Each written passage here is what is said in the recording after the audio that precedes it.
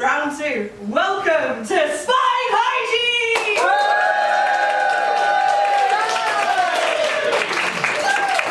Welcome to Spine Hygiene! We are going to be your hosts for the evening. We're going to be doing the audience warm-up for you.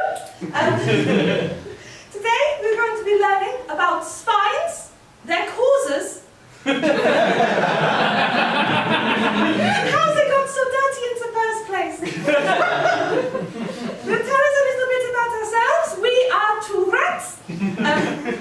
We used to have back pain back when we were normal. And then we went to the witch to be cursed. And now we are talking rats, but we don't have back pain anymore. Hooray! Is that true? No, we're from IKEA.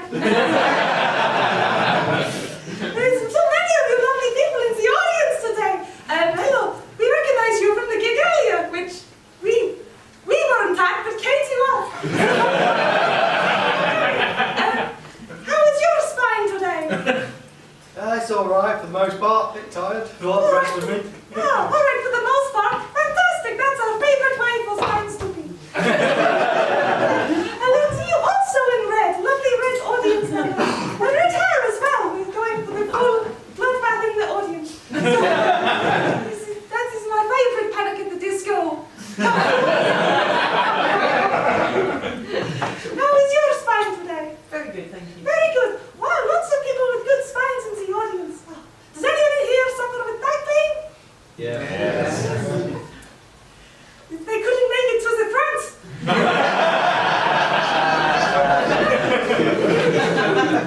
So, now we're going to welcome Katie Mitchell to the stage. Welcome to the stage, Katie Mitchell!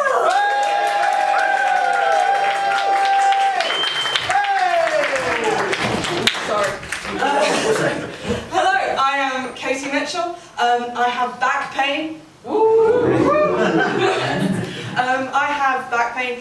I had an injury at the start of the year that eventually morphed through the treatment. I found out that I had a diagnosis of a condition I was born with and I now have to live with and is managed. And basically the show is about all of that, and it's the first time round, so it might be a little bit clunky. Also, it's a good. Honestly, it's a good job I've hurt my back. Because otherwise I'd be talking about how I'm on the pathway to being diagnosed with ADHD, as every comedian is. Genuinely USP. Well, I was going to say USP. Actually, about 90% of people will suffer with back pain in their lifetime, which, you're right, is an incredibly lucrative market to have as a comedy show.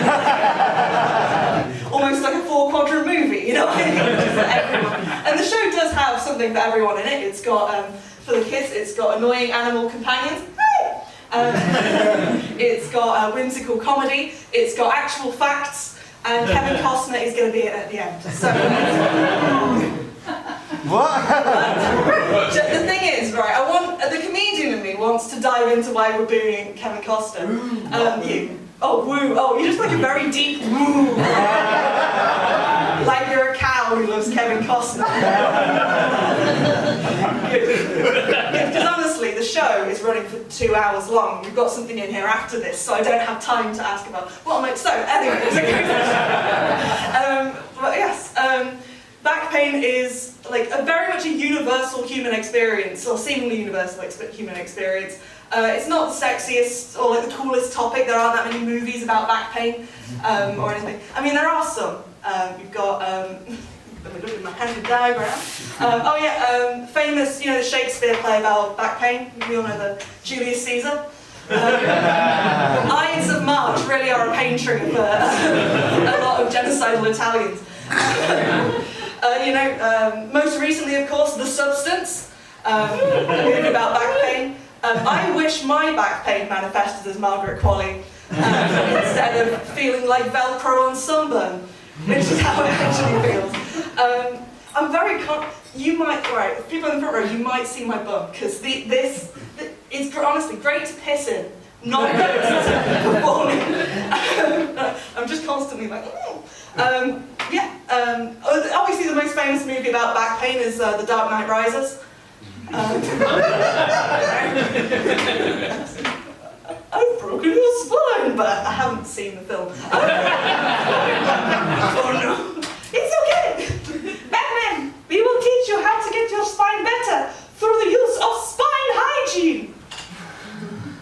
you talking rats? Are you talking rats? I've not seen the film. It's yes, the three of us are going to talk to you about back pain with not necessarily the lens on serious injury. And I should say, this isn't medical advice. I don't think anyone will sue me, but like just in case. So I hurt my back at the start of the year. Sorry, someone's outside trying to get in. And I love an audience member. Just Moorish, all of them. Yeah, I hurt my back at the start of the year. I was, I was making some art. I wanted to submit some work to a magazine, and I'd written a short story. I'd done an illustration for the short story. I'd also taken some really good photos of deer, and I'd turned one of them into a lino print. And midway through, like picking up my heavy box of art supplies with a nice rounded spine, something in the back, like in my lower back, just went like that, and it was explosive, horrible, awful pain. And I kind of collapsed to the ground and just had was like here like this, and had to slowly, over the course of about 10 minutes, gently straighten up because I just completely seized up. And I managed to like slowly pull myself up the side of an armchair until I was standing again, and it was agony. But the thing was, the deadline for this magazine was, it was midnight on the 29th of December, and it was currently 10 p.m. on the 29th of December. And so I just carried on with what I was doing. I found that leaning back kind of helped, and I just kind of shuffled around like this, and I lino printed as best I could. I had to do it on the kitchen worktops because they were higher and I couldn't bend down. And then, I had, in case anyone was interested, hey, there we go. That is the illustration I did for the short story, and then that is lino print that I did while having what I later found out was like a burst annular tear. But I was like, but I've got to make a lino print of a deer, guys. And I like to think it's payback, because I got way too close to the deer in Woollerton Park to take the photo that was based on. So like, hubris came for me like months later. But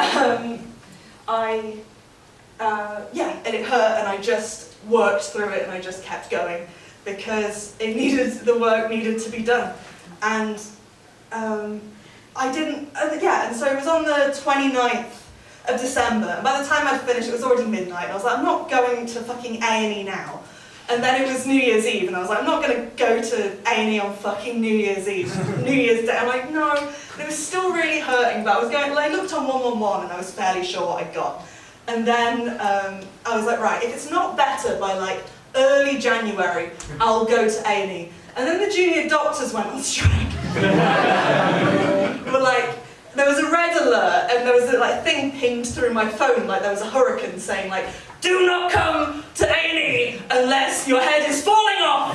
And by this point, I was sitting in a desk chair playing Switch games in my living room and being waited on hand and foot by my girlfriend, and I was like, this isn't a medical emergency. So I just didn't go. And I'd been kind of bitten by that before, because I'd had back pain for a few years, and my back had gone a couple of times over the years. It's happening about once a year, and I'd contacted my doctors, and we all know how hard it is to make a doctor's appointment currently, right? Like I did what we all do.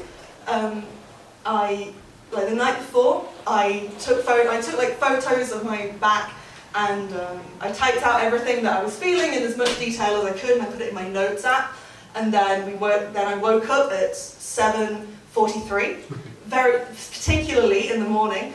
That gives me about 7 minutes of looking at the ceiling and going, oh fucking hell, I've got to call the doctors. So that takes us to like 7:50, bang on. At this point, I get out of bed, put the kettle on, and I make the cup of tea. While I'm waiting for the kettle to boil, I open the notes app and start copying all of the stuff onto my clipboard, ready for 8 a.m. And then my tea is made, I just sit down, I start refreshing the doctor's website over and over again until it hits 8, and then it goes bam, into the doctor's surgery, like 30 seconds past 8 a.m. Everything is in, and if I'm lucky I will get 5 words back. You know these 5-word doctor's appointments we all have.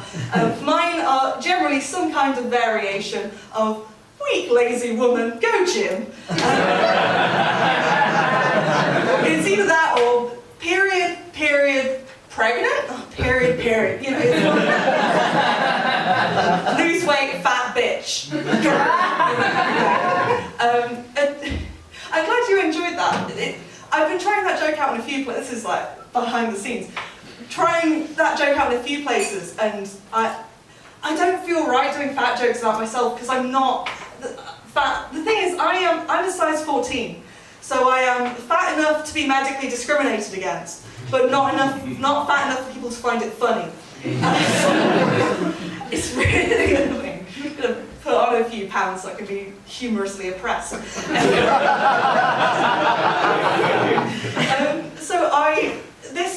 And then I had a flare-up in May, caused by going to a festival and carrying like a backpack on my front and back, and then immediately afterwards hosting a comedy show dressed as a dinosaur. There we go. Pictures taken moments before disaster. This is what we call compressive load, and this is thoracic load.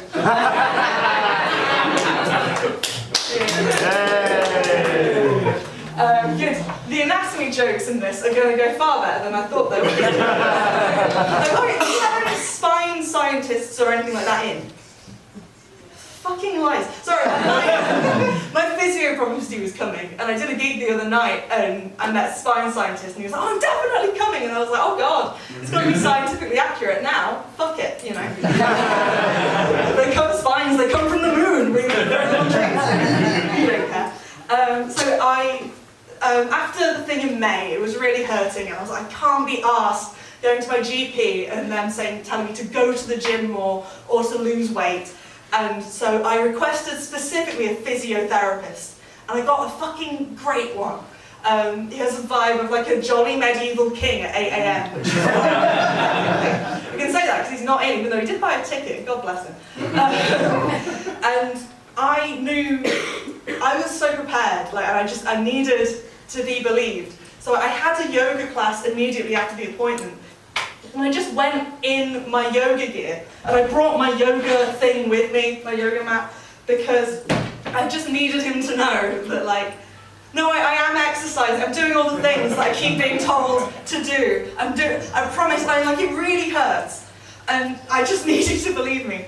And I said, like, oh, well, I've had, over the past 2 years, I've had, like, lower back pain. It kind of is localized around here, and I sometimes get stuff in my, like, left bum cheek and down my left leg.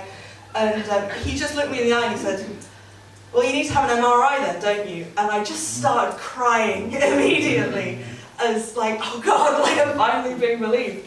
Of course, with the NHS being as it is, the waiting list for the MRI was about 8 weeks. So it was a while. It doesn't matter. It was about 6 weeks, I'll say, like, yeah. It was in mid-June, but we'll get to the MRI later. And then during the waiting period, he basically explained to me, he was like, the more you move this injury, the less it's going to heal, and the more you are reinforcing that it will happen in the future. So stop going to the gym, stop lifting heavy things, and stop doing fucking yoga. All of the things the doctors had told me to do before, so I stopped those things. And I was given a selection of links, all to this one spine scientist who is called Doctor or Professor. He's a doctor and a professor, which I think is greedy. Get a life, Stuart McGill. There he is. This is my favourite spine scientist. I don't know who this is. He looks so threatening. He's just nice. He's Professor Emeritus at the University of Waterloo. And like he's great. He has all of these different sayings. He pioneered something called spine hygiene, which is a way of like reducing pain sensitivity and making a back pain something that you can live with and avoiding aggravating injuries. He's got like a ton of research on this. He's dissected many spines, as he loves telling people, and he has such a unique way of like imparting knowledge. He's great. Like, to give you an idea, and let's see whether I can do two things at once. So, for example, like his way of talking about like why back pain happens to certain people. Some people have thin spines, which are very bendy, but if you put them under compressive load, then the disc will bulge. Some people have very thick spines, so if you try and bend, they're very strong, but if you try and bend it, it will like get herniations, and it's very much like Aesop's parable of the oak and the reeds kind of thing, but for spines. And so like your certain biology will influence what will cause back pain, and then everything around you and everything that's happened to you before will affect how you experience the pain. He doesn't describe it like this, he describes it like this. Exposure pulls the trigger, Oh no, wait, and then the that didn't... genetics. Right, okay, we've got the start bit now. Genetics loads the gun, exposure pulls the trigger, and then the psychosocial milieu around the individual influences how they respond to the pain. I love this guy so much. He does these lectures at science events, but there's also loads of them on YouTube, and they have the vibe of like mega churches for people with back pain. Like, they've got the filming right, because if you're filming a gig, you generally film it from the back, because then you can go, oh, look how big an audience I have. And he does that, like you can see like the rows of people sitting slightly uncomfortably. and like he's so good. Like also this. Shoes off. I couldn't care less. Sorry. I'll say, do you mind taking your shoes off? I couldn't care less. I really just wanted to see them move. And he has this catchphrase that I fucking knew I would do that. I'll get closer to you. I'm gonna like be right. I'm gonna scare you by being right on the edge. I'm like David Eagle, just like I could fall at any minute. Niche one for all the David Eagle fans. You should all be David Eagle fans. He's fucking great. Anyway, his show's already gone. I'm sorry. I'll do the show. Let's do the show. Yeah, he has this catchphrase that he has in like a lot of his work, and it's like a little bit of his showmanship. And If you sneeze like this, I'll say, good, you deserved your pain. It shocks the person to know they were in control. Instead, next time, if you've had that kind of a pain trigger, sneeze upwards. Now you've decreased that hydraulic effort posteriorly. If that was your pain trigger, have a seat. He's great. I'm blessed with, I've watched, I think everything he's ever done, and I've read his book. I got very obsessed with this guy, to the point where I've got lovely, supportive friends in my life. Specifically, shout out to my friend Alex, who bought me this today, and presented it to me wrapped up in a scarf like it was a delicate, wounded animal. And I was like, this is fine! And secondly, very grateful to my friends, because I asked them, is it weird to do fan art of my favourite spine scientist? And then they said no. So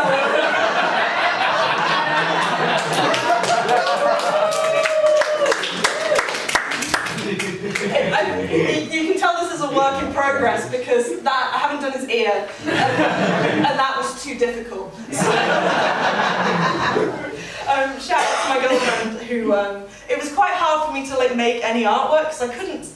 With my back pain, I couldn't sit down properly, because it was like that kind of, the hinge on my lower back was the bit that hurt. So I was just kind of having to like sit on the arm of a chair like I was riding a horse. That was my only comfortable way. And so she lent me her iPad and bought me Procreate. So this is my first thing. I've never got on with watercolours in real life, but I'm genuinely very proud of this. And I'm terrified that he will find it if I put it online.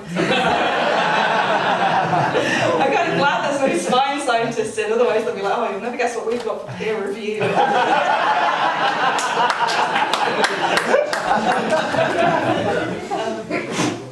Oh yes, so we are now going to learn about the anatomy of the spine. I'm going to have a little drink first. You'll notice excellent hip mobility there.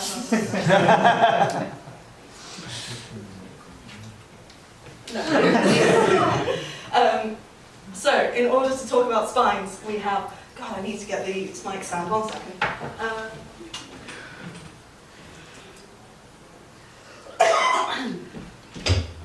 I'm glad you enjoyed the drawing I did of Stuart McGill, because I was doing that instead of writing the show. And I was like, oh, put it in, it'll be fine. Just texting my girlfriend, like, oh, what are you up to today? Oh, I'm working on the show, and I've just watched, like, 4 episodes of The X-Files and done that. I'm like, oh, so, we are going to learn about how spines work. We have the extra thing of this, which is very nice. I mean, you know, a bit small. Not to look at gift in the man. It's just, is it miniature? Is it child? Am I ready to like reckon with that? So there is a spine. Look at it. So you can. The thing I like about this is that they've made it with a little disc bulge, and it's like exactly what I've got. And I like to imagine that Alex was at the novelty spine manufacturers, Amazon, and they have it all different personalised, like greeting cards. So to like tell you about spines, I have the hosts of the show back again. Hello! I'm going to tell you about spines. So, the spine is long, like this, and the words are sideways to make it easier, because we didn't realise how big the projector would be, and we wanted to be able to see. So there are three areas of the spine, as you can see, and they are named, all of the vertebrae are named after the areas they are in. So you have like C2 to C7, and T1 to T12, and so on and so on and so on and so on. So, the important thing to know about the spine is a flexible rod. It's not a spine, it's a flexible rod. It's not made with all of the ball and socket joints like a hip, because if you stack 30 hips on top of each other, so it's a bendable rod, but you want to bend it too much. This spine, of course, has been very influential in all of the pop culture and all of the films. Lots of things are named after the spines. I like a lot of music is named after the spines. My favorite is the Spine Skulls. They are named after the spines, as you can see. We'll get back to the Spine Skulls. I forgot about how spines work. These are flexible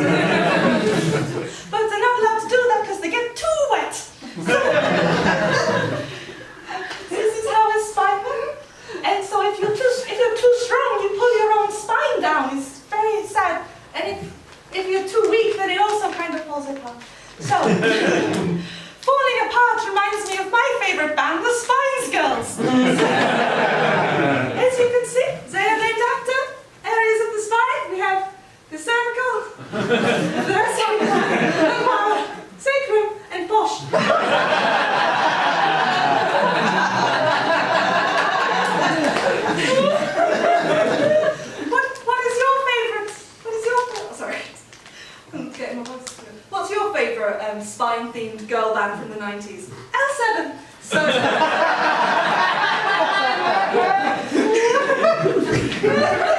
very, very informative. Thank you very much. So I have been getting on with my spine hygiene. The spine hygiene is that knowledge and how you move your body to like in daily life to avoid your pain trigger. We're going to be talking about pain triggers a bit later on. But first, I need to tell you about my MRI because I've told a few people in the marketing for the show because the show very much did write itself. I was told by my physiotherapist it's going to take about 6 weeks for you to get an MRI, and you'll get a letter, you'll get a phone call, you'll get a text telling you what you need to do, everything you need to, you need to bring. Obviously, you need to take off all your metal jewellery, to get you really prepared for it and make sure everything's going to be okay. What I got was a text from an 07 number the day before with a set of coordinates that sent me to the car park outside Nottingham train station. Not Queen's Meadows, not City Hospital, the car park outside Nottingham train station. And I'm like, okay, sure, whatever. And so I goes down and I get there like half an hour early because I'm convinced I'm going to have to get like an emergency cab somewhere sensible. And no, I turn up, it's the hottest day of the year, so it's boiling, and so I turn up at the entrance to the car park in Nottingham train station, and a guy, an ununiformed man, sees me, kind of walks over, all jolly, and he's like, oh, are you here for an MRI? And I was like, yeah, and he was like, oh, you'll want the van. And sure enough, he points to a van which has MRI not printed on it, not written on it. It's got a sheet of A4 paper sellotaped to it with MRI written on it in human handwriting. Not even laminated. And I'm like, okay, I'm convinced my organs are going to be taken at this point. So I'm like, oh god. And I walk over to the van, convinced that I'm going to be moved to a second location. And I knock on the door, and out comes another ununiformed man with a clipboard. And he goes, oh, you here for your MRI? And I was like, yeah. And he's like, oh, we've got your name down. And he asked me a lot of questions, a lot of asked me a lot of he started off with very personal questions. Bear in mind, I am in a car park. It felt like COVID. Like, it was the normal ones of like, what's your name, your address, your date of birth? Do you know your NHS number? Of course you don't. Asked me my blood type, which was weird, and then I was like, that's definitely a kidney thing, right? I've got to make sure there's a universal donor. Interesting. And then just, are you sexually active? And there's just like fucking families going by, just dragging their heels with their suitcases going,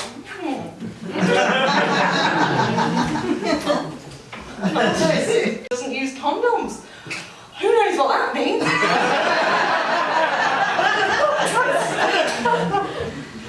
Any other queer women or queer people with utes do the dance of really dragging a doctor along until you have to tell them that you're gay?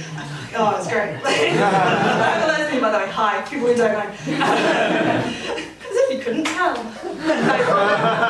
I say motioning to the bisexual light. Doing conversion therapy. So, the thing that, is there a chance that are you sexually active? Yes. Is there a chance that you're pregnant? No. What condoms? Oh, no, what? Do you use condoms for birth control? No. Do you use birth control at all? No. Have you had a pregnancy test? No. How do you know that you're not pregnant? I'm getting, it's great. You can really waste a lot of taxpayers' money doing that. You can really waste your own doctor's appointment doing that. Useless. Anyway, so I get some the MRI. He's asked me all these questions. Eventually they got onto the kind of things that I realised this man must be a medical professional, because the questions are so stupid and obvious that they have to come from dealing with the general public. No offense, I'm a member of the general public too. You know, like I worked in retail for 5 years. Anything is possible with the general public. And one time I was getting my washing machine repaired, and I had just set it to the wrong setting, and was like, oh, it's not working. And he was like, the repairman came around and told me, and he was like, I don't want to insult your intelligence, I don't want to, but it's on 13 and you think it's on 8, which is on the other side of the dial. I was like, oh, it's okay. I know, I worked in retail. I know how stupid the general public can be. But some days I am the general public. But just things like, do you wear glasses? Do you know where your glasses are? No, really, do you know? No, you haven't left them in the car, they're on your head, take them off. Have you eaten anything resembling a whole anvil recently? Normal questions. So I get in the MRI van, and inside, I'll tell you what, it is fucking lovely. Has anyone here had an MRI? Yeah. Did you have yours in a van or in a hospital? Truck. What? A truck. A truck, yeah. It's the same difference, and I don't drive. It was lovely. It was like MI5 would set it up for spa days. Like there was a lot of like everything's very white and medical, but they've got some nice light pine like surfaces and like I swear to God they had some aromatherapy in there. And like they got like mood light, like not like mood lighting, but like LED lights and images of nature projected onto the ceiling. Like it was really nice. And I'll tell you what, like that MRI was, I fucking loved it. Like I was like uncontactable, like medically, so I took my phone and it would stick to the MRI machine. So I'm just like lying down, and they've set, they're like, oh, she's in for back pain, so they'd set it up with the perfect amount of lumbar support. I'm in this gown, which I nicked, and sorry NHS. And I'm just like lying in there. I've got like birds tweeting or something in my little ear defenders, and they've got a fan blowing like perfectly down the tube of the MRI, and so it's been like I've been like living in sweat for a week because it was like in the middle of the summer, and I'm just the perfect temperature, and it's so nice, it's lovely. And I did what anyone would do in that situation. I did fall asleep. I woke up in crew. Terrible. But the thing is, like, it was after 2 years of pain that I finally got sent for this MRI, which did end up with a diagnosis and like a way that I can live, and I know. And if you have any back pain, you should go check it out because it only costs the NHS £169.44 for an MRI, like beginning to end, or £113.66 if you've got a rail card. Do get it checked out. Well, I had. Cool. My laptop and my beautifully drawn set thing are disagreeing.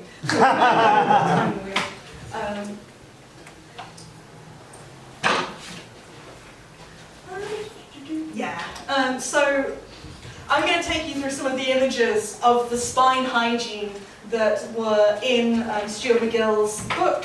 Things that I put them on my Instagram story, and people had their minds blown a little bit. So come on. There we go. Stop these silly stretches. Insensitivity. This is 90% of what I had been doing to try and heal my spine for 2 years. And then, like, locust pose we have here. I don't know why it's so blurry, but yeah, apparently that puts like 600 or 6,000 newtons of pressure on your spine. So yes, it is cinching together any like bulge here, but it's really not worth it for the rest of the compressive damage. We have my favourite. So they clearly use the same models for a lot of these images. And so we have the compilation of Don't Be a Sad Woman. No. Yeah. You've got to like sit on the toilet properly. This is the kind of spine hygiene of like maintaining good posture so that you're not increasing your pain sensitivity. So if you're, hey everyone, stop slouching! And during his chairs, and have this. He also, if you've got like a little lumbar pad, that's also useful. Or a comedian called Tom Rostron always used to walk about with a towel to like have that in his like as a lumbar support, and also because he liked Douglas Adams. So we have another thing in here that I really appreciate.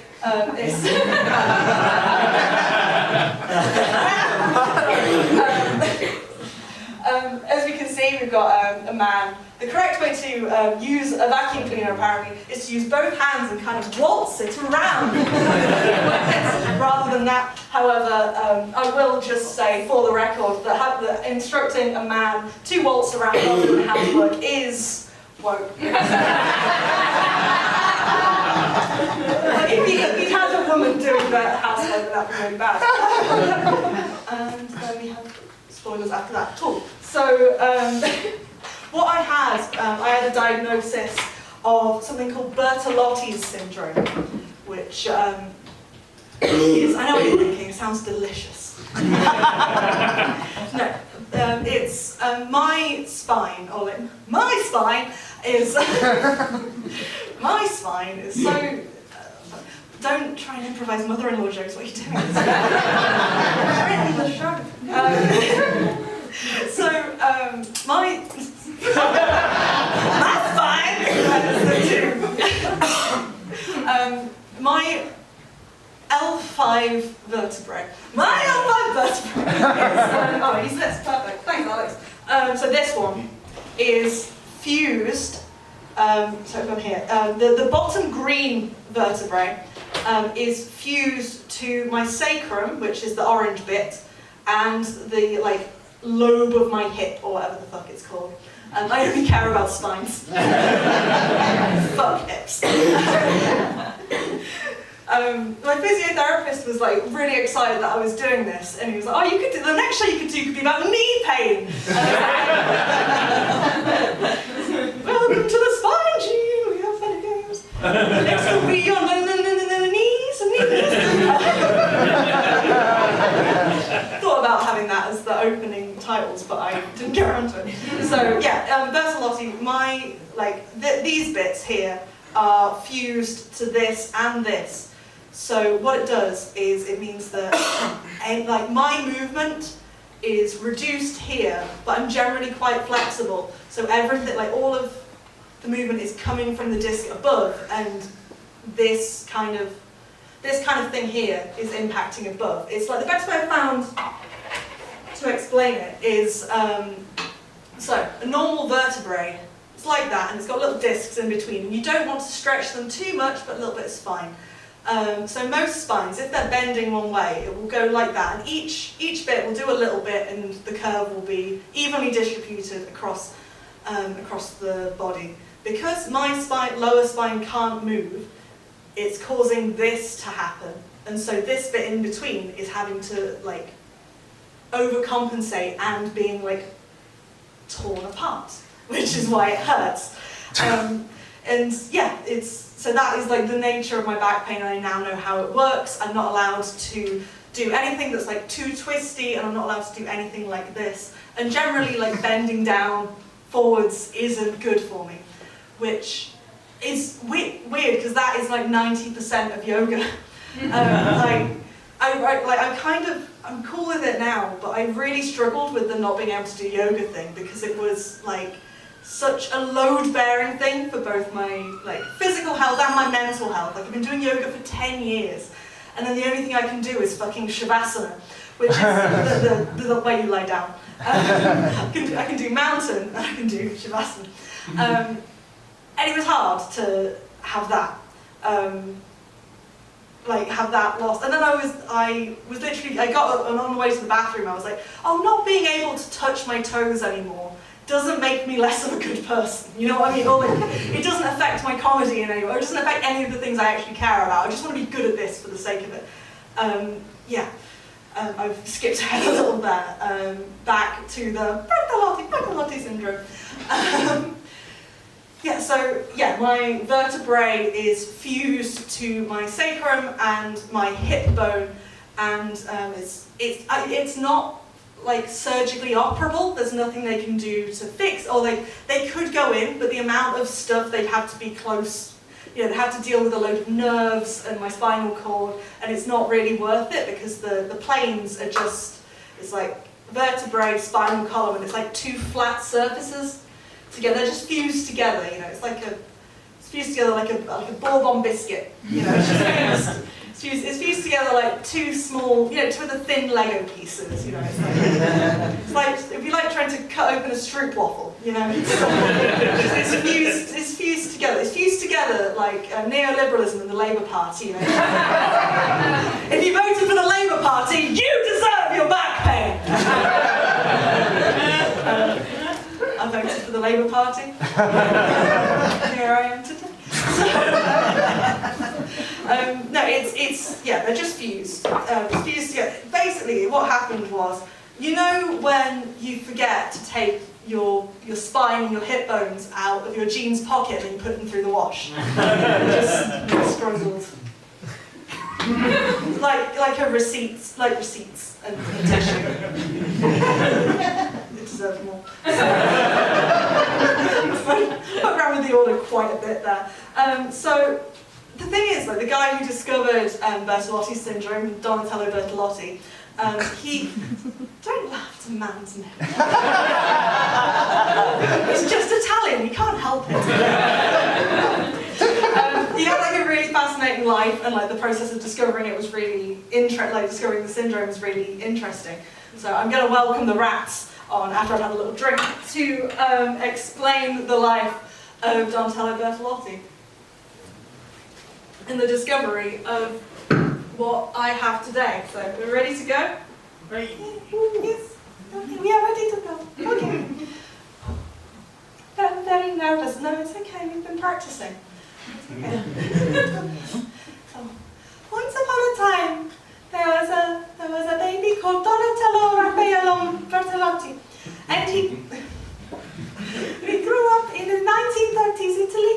He grew up in like the 1920s, but he grew into the 19. We all live at different times in our lives. It's the nature of time. Thank you.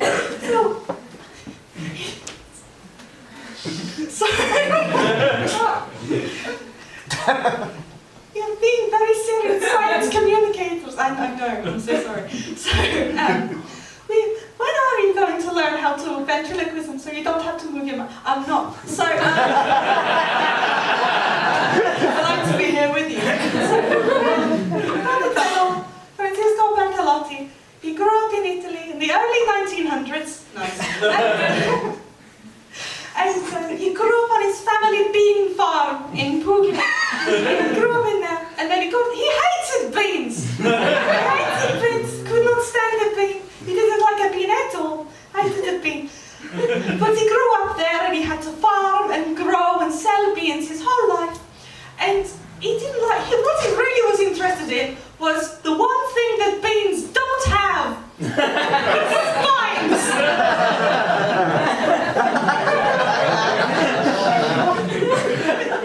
And so he saved up all of his money from selling his beans, and he went to the Spine School for Italians.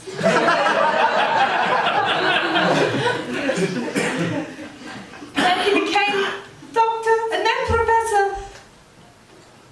Donatello Francisco, baby Mario Yoshi.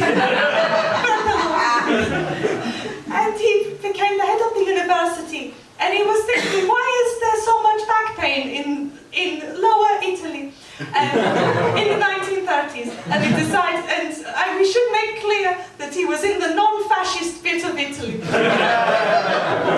was a cool guy in the 1930s Italy. He was just a normal, cool, non-fascist, mainly interested in spines. He didn't even get into the phenotype of spines too much because he thought it was a bit much given everything that was going on at the time. So, you're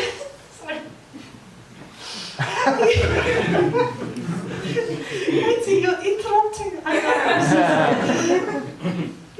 So, one day, he was cooking the pasta. It is the normal Italian, but he was thinking so much about his spine. Spines that he did forgot to stir his spaghetti. And he did that thing where you know when you cook spaghetti and you don't really like stir it and it just kind of all of the bits stick together. It's like this. It's like plane on plane. It's like that. And he was like, Eureka! That is like what happens with spines. And then he jumped out the bath. And he ran home to his bean farm. And what we have not mentioned at the current moment is Donatello, Francesco, Michelangelo, Yoshi's Island, Luigi, Waluigi, Tomato Bertolotti. Is he was very Catholic. And he used the power of his family bean farm, knowledge of spines and Catholicism to cure Bertolotti syndrome. So you might have a cure for your disease. Really? Really? Are you kidding me? No, and we bought some all the way from Italy for you tonight. What? Really? Are you sure? Yeah, yes. As you can see, Bertolotti beans. They are not good on their branding. So now, if I had been sensible, I would have found somewhere to put this.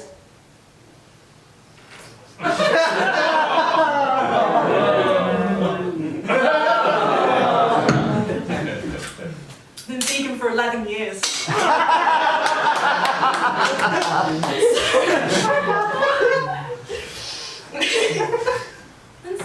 And then he used the power of Catholicism, beans, and knowledge of spines to cure back pain with the power of the Son and the Holy Spirit and the other one, Father. Yes.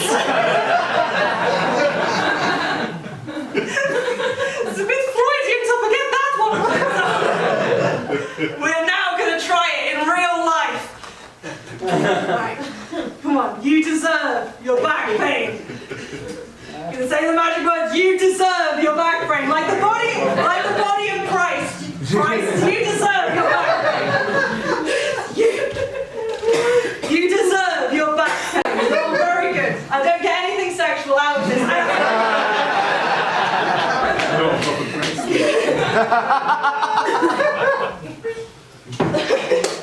Good. So, the hard pivot is... it's just a plain butter bean. It's not as bad as you think, but it is pounderier than you think.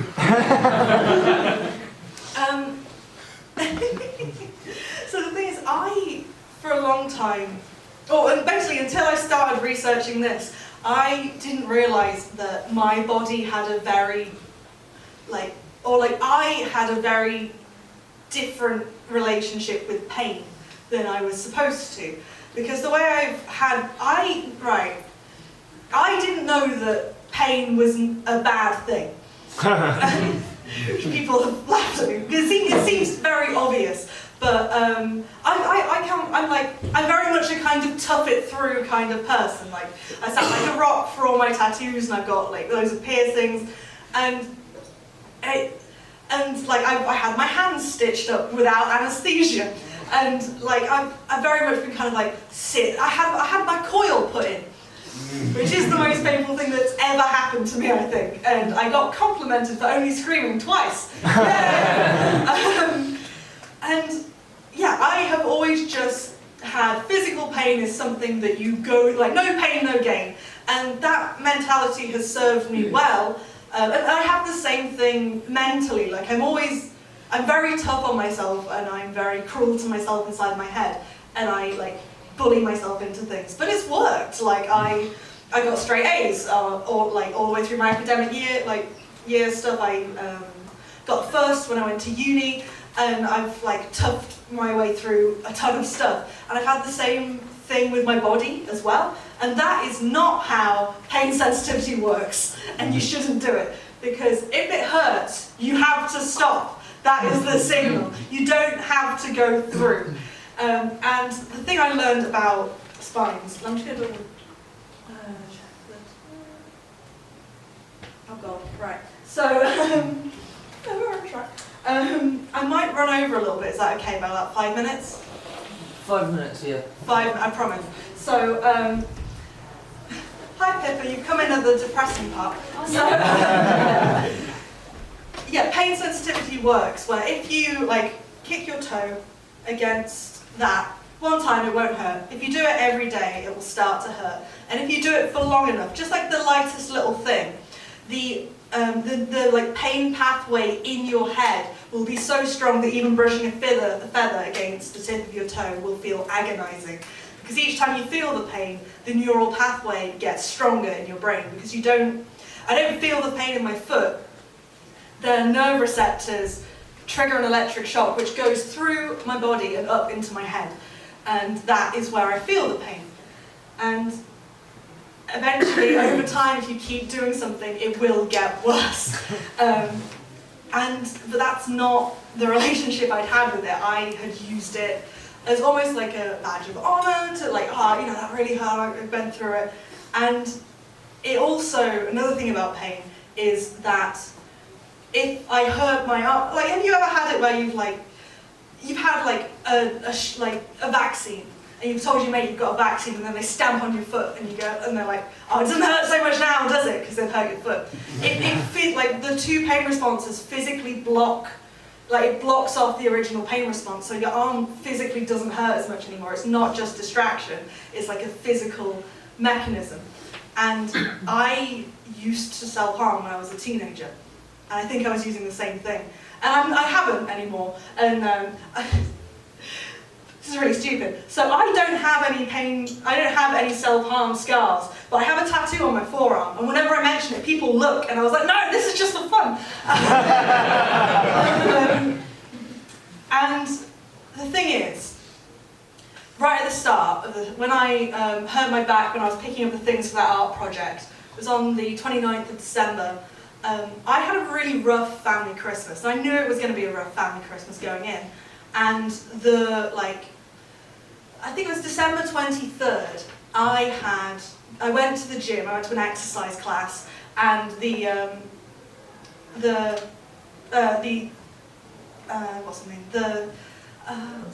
instructor, yeah, was really like goading people to do extra before you like load all the calories for Christmas and all that sort of thing. I wasn't really care, but I wanted to have that kind of post-gym muscle ache because I knew it would be really grounding, and I was going to have a stressful Christmas, and it would ground me in my body a little bit more, and it would kind of ease it. And I've done that before, and so I went really fucking hard. I used the mystery purple weight. It's like purple kettlebell, which the numbers worn on. And I did Hungarian deadlifts, so you have your leg on a chair, and then you move it down here. And if you remember all of the things I'm not supposed to do from Bertolotti, it's side to side or forward movement or anything asymmetric like that. So it's like the worst thing I can do. And I know that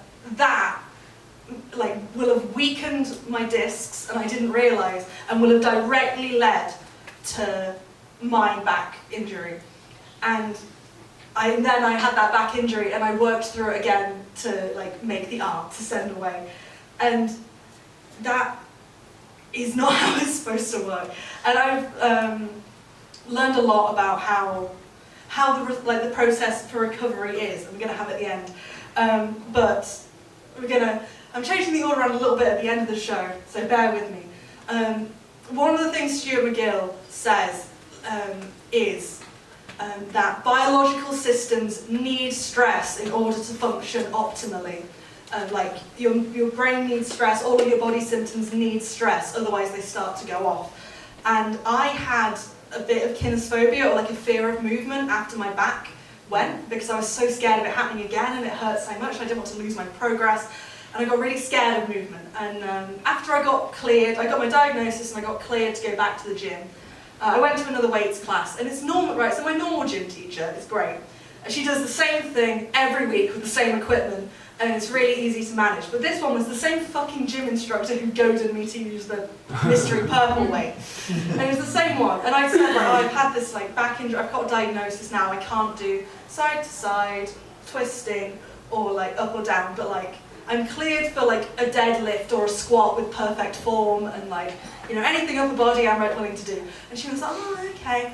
And then proceeded with the class and did not accommodate me at all. Like everything was some form of like Russian twist, and then she tried to get me to do mountain climbers, which I don't do anyway on ethical reasons, because they're fucking awful. Like that is my one fitness line, that I will not do mountain climbers. And now I'm not allowed to do them, so great. And she didn't, and I found it really stressful, because she was using all these different bits of equipment, and I was having to get them and then modify everything in with my own, like to fit it in with my own physiotherapy and my own this, and it was so frustrating, and I cry a lot when I'm frustrated. Does anyone else have this? Like when they're angry, they just start crying, and it's so annoying because people try and comfort you, and you're like, fucking I'm really angry. And I was so pissed off. I put all the equipment away because I'm nice, and then I tried to hold it on the way home, and I couldn't, and so I like just went to the ladies' toilets and just had a sob in the cubicle, and I thought it was empty in there, and then some music starts playing, and the person in the cubicle next to me is playing "Smile Though Your Heart Is Breaking" on their mobile phone. I didn't realise it was for me until we got to the chorus, and then I'm like crying, and I'm like, what the fuck? And she just made me stop crying, mainly out of bafflement. Okay. And she, bless her, she like this. So the song is 4 minutes long, and I'm just standing there like, I don't know what to do. I'm crying. I did take a video for my Instagram, and it was one of the most popular things. I'm like, oh my god, Katie's trapped in the toilet. By sort of playing a song to her, and then it got better. It got better for her. It got worse. It got worse because after the song was finished, she was like, I don't know who you are. I don't know what you're going through. I just want you to know that Jesus loves you. And then someone else, like not in, there's only 2 cubicles. Some other women come outside the door and they go like, yeah, like God will like give you the strength to get through without whatever you're going through, and you'll be all right. And like, how are you doing? And I'm just kind of like, I'm trapped in the toilet by some Christians. Due to my back pain. And like bless their hearts, but at that point I was like, oh, I had my MRI in a train station car park. Some Christians are trapped in a toilet. This show's written itself. So bless them for that. But the thing I have found is that the cure for like spine hygiene is also very similar to the cure for depression. Like a lot of the things I have to do for my spine, I also have to do for my brain. So, Spine position. oh, could you turn that up a little bit, please? You must find your rest spine position, then you must work yourself up from the ground. Use a vacuum cleaner with both hands. You evenly distribute your vegetables from the supermarket because you need to eat healthily. You must hold yourself with confidence. Breathe in, tilt your chest forwards. Dig your fingers just under your ribs. Now push away. You've engaged your abdominals and are stabilising your spinal column. You must do your physiotherapy. You must go on your walk. To increase your shoulder mobility, swing your arms as you stride. Take up space like you have the right to be here. You do have the right to be here. You cannot be afraid of movement. You will build your body into a movement machine, stable as a bicycle and mobile as a gibbon, and as relentless as a gibbon on a bicycle. You grow in strength and confidence. Moving now, painless and unbowed, with perfect posture you can take in the horror and chaos of the world that could be yours, that should be yours. My spine is a flexible rod brought under my will and control. Each vertebrae is suspended with iron, girdled with steel. A new dawn rises as my body reflects the gods that made me, and the pain I have now defeated. I will not sacrifice this progress. My name is Katie Mitchell, Spine of Spines. Knees upwards to spice it.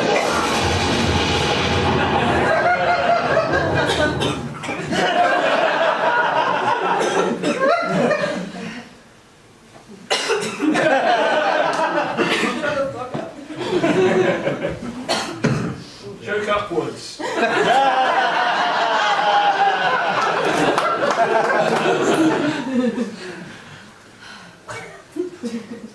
And the gods laugh at my hubris. For I stand here as sure as tears in the way, right? I'm sneezed upwards and I'm covered in a cloud of my own snot. And I've done my walks and I've done my spine hygiene. But I have to do them every day. Doesn't it get tiring? It's not supposed to hurt. But unless I do my spine hygiene, I deserve my back pain. My name is Katie Mitchell. Thank you very much.